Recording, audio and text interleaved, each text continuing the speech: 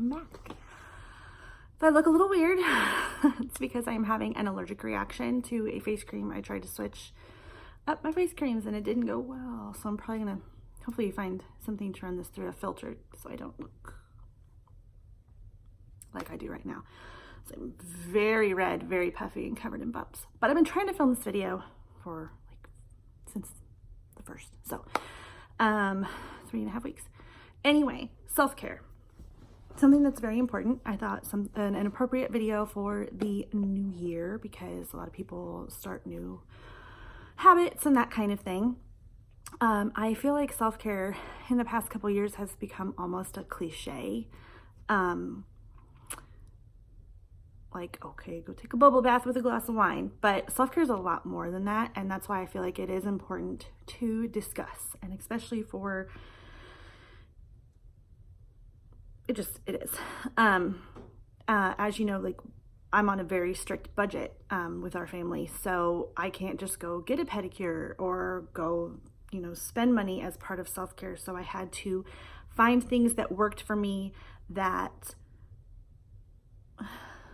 didn't cost money. Basically, this lighting is really it's getting ready to rain. Anyway, so I have my notes here. And I think the most important thing that you can keep in mind with self-care is you have to do it. And it can be really hard, especially as a mom, to take that time for yourself. I am so red and swollen. It's fine.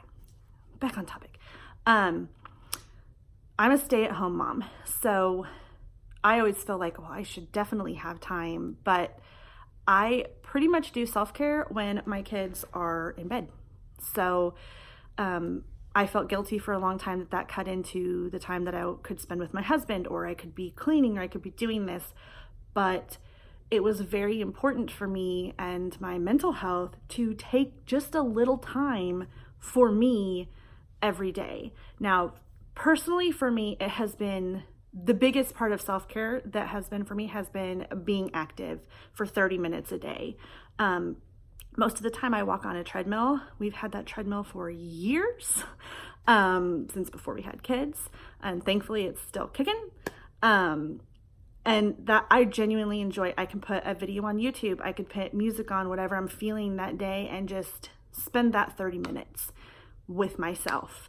And I think that is such a good part of self-care to do, because it's not just for your mental health, although it will help that as well, but it also is great for your physical health and in making you physically better. And it releases those endorphins, which helps, like I said, helps the up top mental health. But that's what works for me. And I make the time.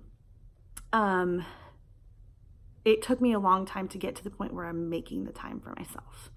And I think that's the hardest part. And then the second part, once you realize that I need to do this and you actually make the effort, what is going to work for you? So you have to find something that works for you. You might not be able to take 30 minutes a day. Take 10 minutes. And that alone will help. But you have to take the time, and you have to find whatever works for you. Maybe it's not working out. That's not what's going to work for you. Maybe it's taking 10 minutes to just be quiet. But yeah, so again, and also self-care isn't just, I'm getting all rambly. So there's multiple factors to it. So there's physical, taking care of your body, making sure that physically your body is taken care of. There's your emotional, which is in your mental health, and making sure that emotionally, when you are feeling drained, you take the time to power up, whatever word I'm trying to think here, but looking at my notes. And make sure that your emotional and mental health are being taken care of too.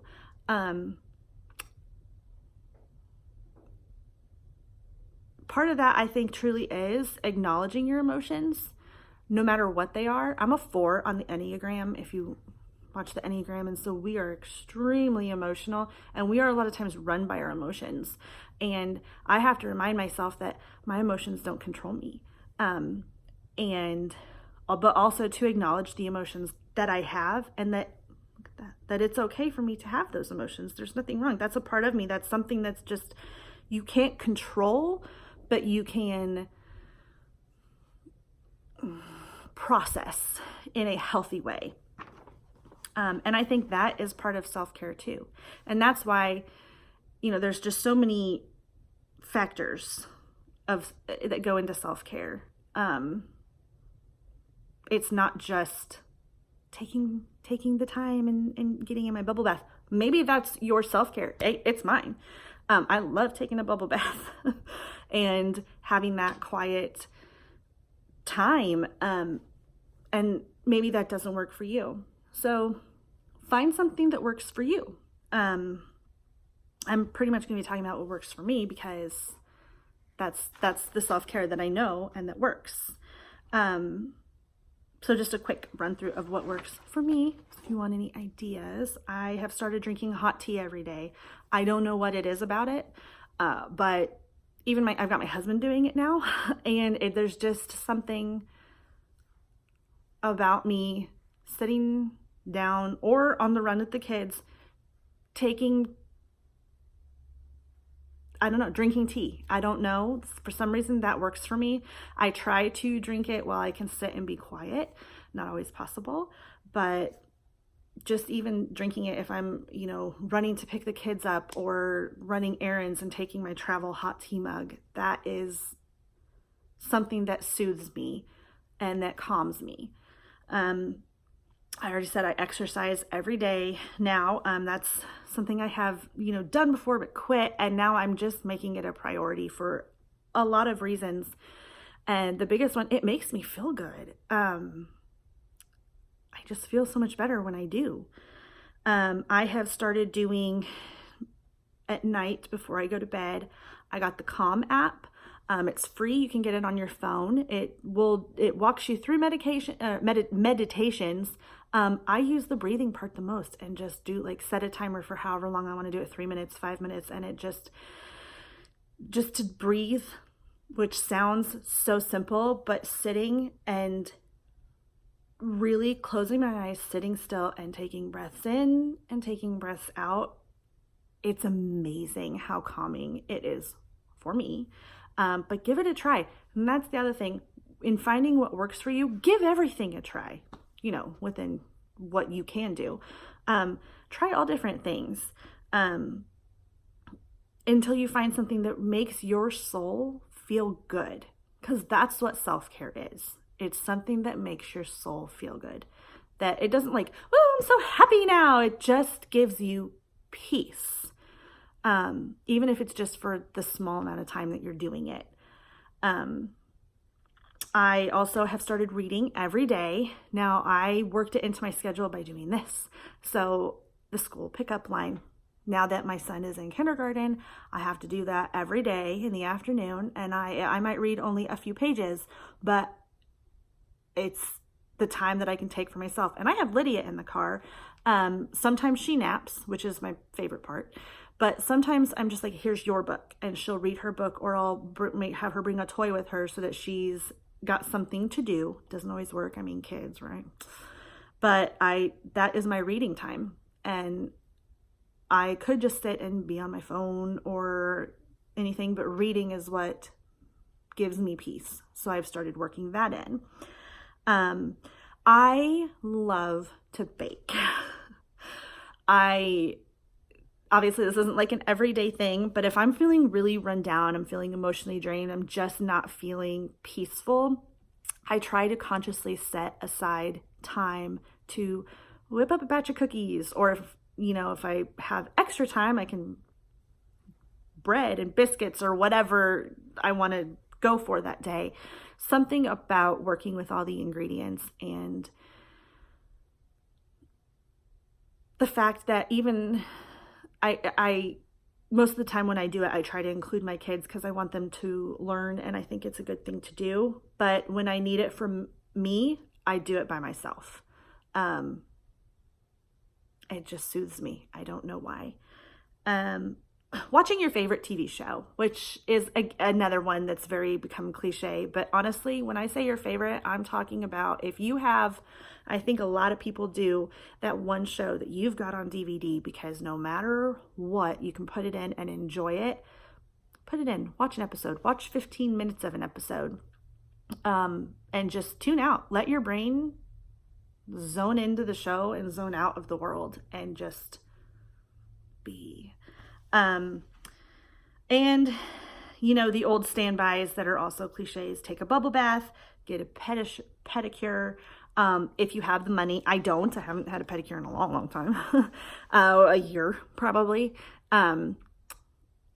I love them. I can't afford them. So yeah. Another one for me, again, these are all for me, is putting makeup on. Now, today I don't have makeup on. I do have a tiny bit of mascara on. I took a chance because I'm having an allergic reaction. But I was surprised. I've never been a huge makeup wearer. I've gone through phases, as I think a lot of people do, of sometimes you wear more, sometimes you wear less. I'm extremely low maintenance in that area.